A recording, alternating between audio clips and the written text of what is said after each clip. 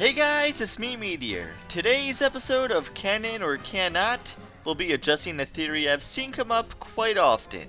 The idea that Hyness is one of the 4 heroes of Yore who sealed Void Termina, along with Galactonite. I already talked about the latter in my Super Kirby Canon video. Regarding Hyness, there are 2 big pieces of evidence people point towards to support this theory. The first one is that Hyness and Galactonite are the only 2 characters we have seen that could summon Heart Spears. I mean, technically speaking, Hyness never summons any Heart Spears. His spears have a little swirl at the top instead, although they do look similar. One could argue that maybe his corruption altered the look and effect of them.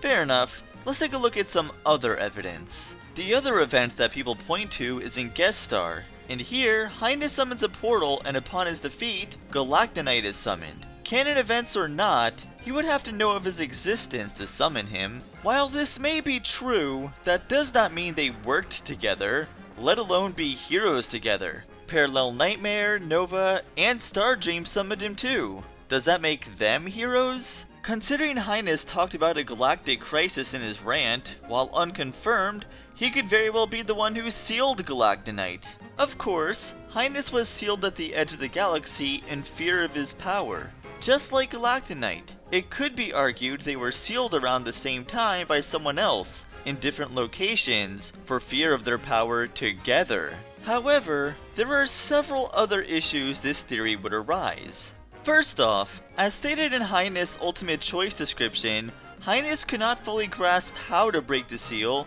and in fact, seems like he researched ancient scrolls to figure out how. In fact, his mistake is what caused the Jampa Heart to scatter in the first place. If Hyness was one of the 4 heroes of Yore, why would he even need to look at such scrolls anyway? He would already know how it was sealed.